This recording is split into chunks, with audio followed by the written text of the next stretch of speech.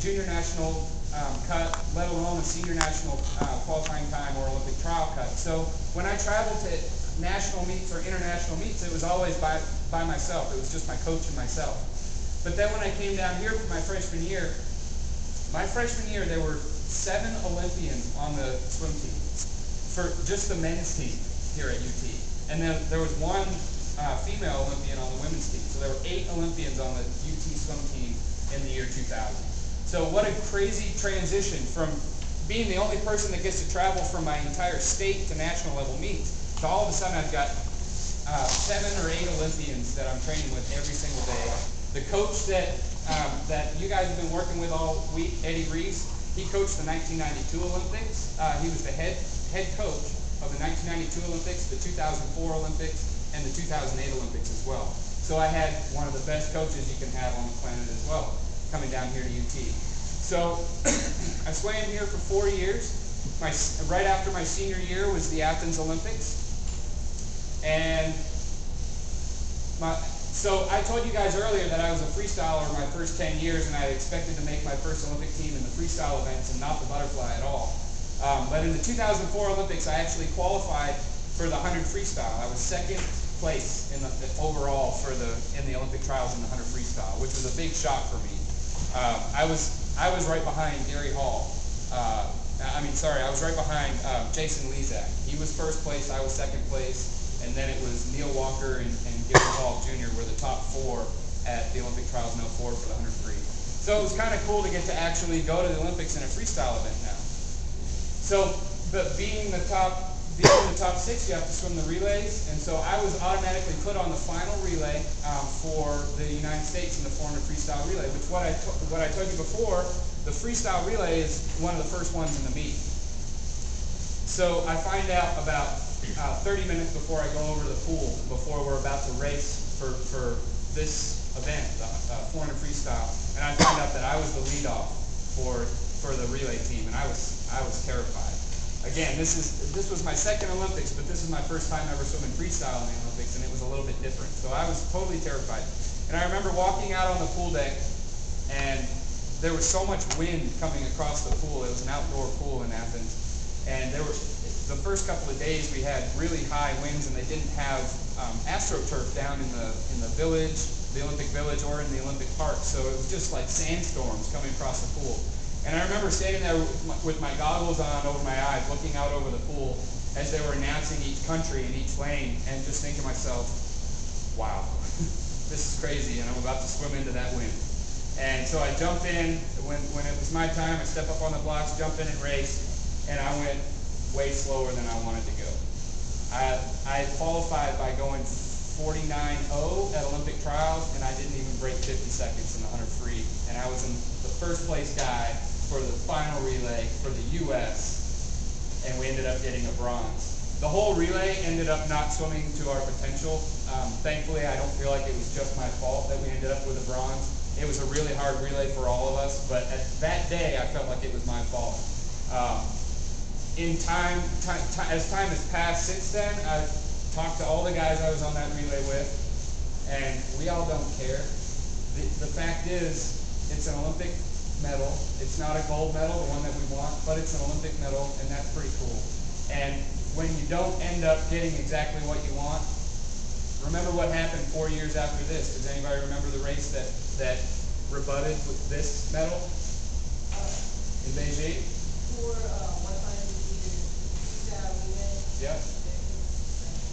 Yep, and we ended up winning the gold medal. Does anybody remember watching the 400 free relay in Beijing?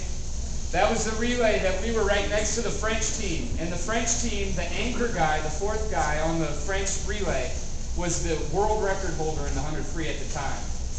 And Jason Lezak was the anchor leg on that 400 free relay in Beijing. And when Jason jumped in the water, the guy that was next to him from the French team was already out past the flag when Jason was jumping into the water. So he was over a body length behind when Jason jumped in. And he was not only just behind somebody that was pretty good, he was behind the best person that had ever swum the 100 freestyle.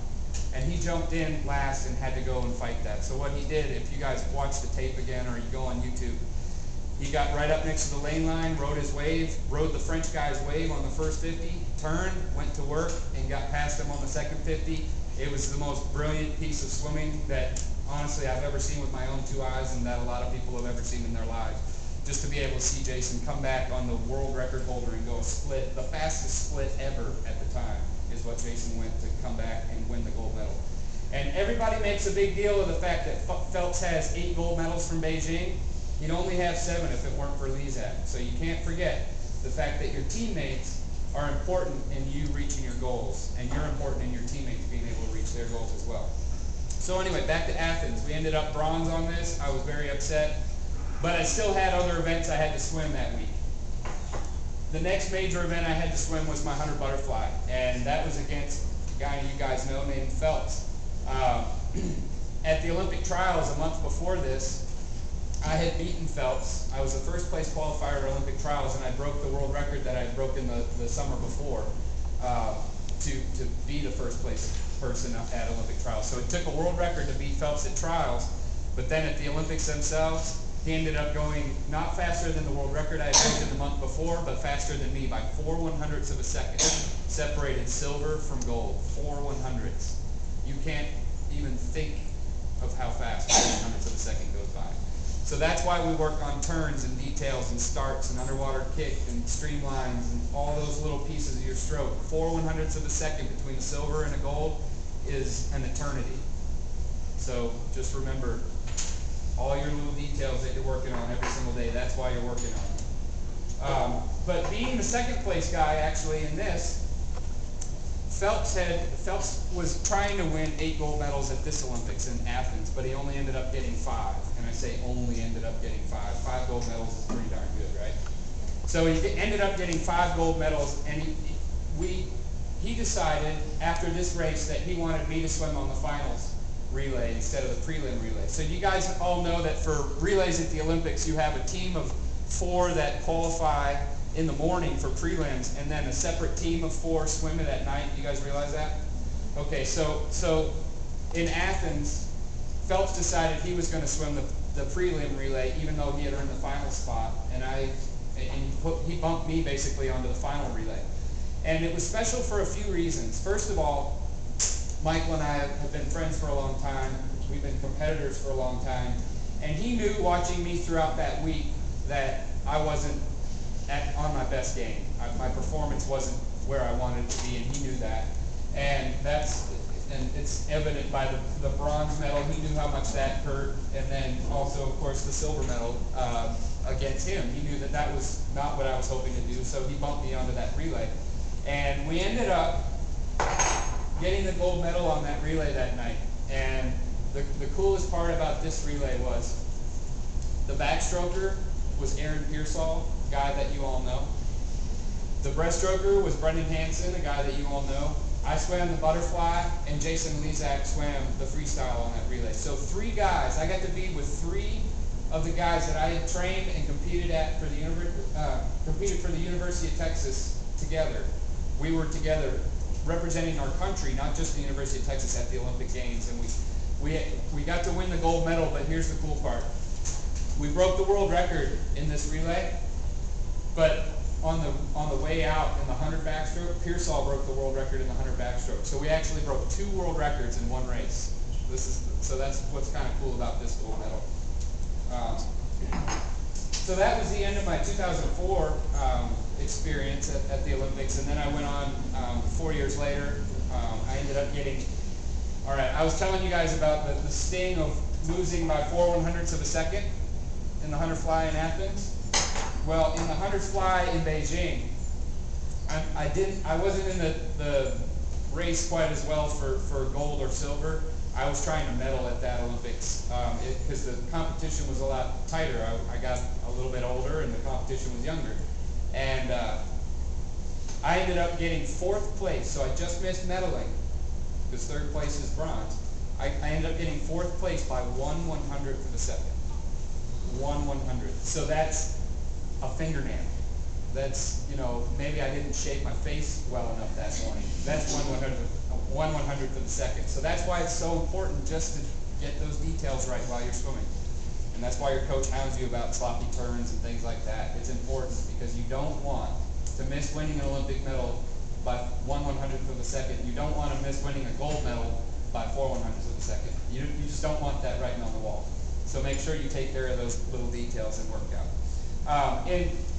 So kind of in conclusion, so I swam for a total of 3 Olympic Games. In the summer of 2002, I held the American record in the 100 fly, and Phelps beat me. And that was the first time that we had, the first time Phelps and I raced against each other at a national level meet in the 100 butterfly. He beat me and broke my American record. So I was a little bit devastated after that. The following summer, however, the next year, I changed my training. I started working a lot harder in training, making sure I was lifting weights properly, making sure I was getting rest out of the pool and eating properly. The following summer, in 2003, I ended up beating Phelps at World Championships and breaking the world record that he had. And actually, it's kind of a funny story how that happened. In the in the semifinals of the World Championships in Barcelona in 2003, they take the top 16 move from the prelims into the semifinals. So they have 2 heats of 8 to comprise of the top 16. The first heat of 8, a guy from the Ukraine jumps in and breaks the world record out of nowhere in the semifinal heat, the first semifinal heat. And Phelps and I were in the second heat, and so he and I are in the ready room. Before you march out in an international meet, they have closed circuit TVs because you're not actually on the pool deck level. You're in behind the scenes off the pool deck, so you can't watch what your competition is doing live. You have to watch it on a TV. And so Phelps and I are standing here in silence watching this first heat swim, and this guy breaks the world record. And the guy, nobody had ever really heard of him before. It was out of left field. We couldn't believe it. And so, we just knew we had to go out, and it was time to swim fast, even though it was only semifinals. So we jump in. Phelps is in lane 4. I'm in lane 3. Phelps breaks the world record that the guy broke in the previous heat. So the guy from the Ukraine held the world record for probably about 5 or 6 minutes. And then Phelps got it. The following night is finals, and I'm thinking to myself, I hope I can just come away with a medal. This is, these guys are breaking the world record that I've been trying to get down to for years, and they're breaking it like it's nothing. And so I jump in, and I've raced my race in finals and ended up touching the wall, breaking the world record that the guys had broken the night before, and I dropped over a second off my best time because I had been plateaued for 3 years. I hadn't made any advancements forward in my 100 fly, and I felt like I was just pushing against a brick wall. And finally, I had that big breakthrough at the right time and broke the world record against Phelps. And I like to actually point out the fact, because I don't think I realized this for a long time. I think I'm actually the first person to break one of Phelps' world records, technically.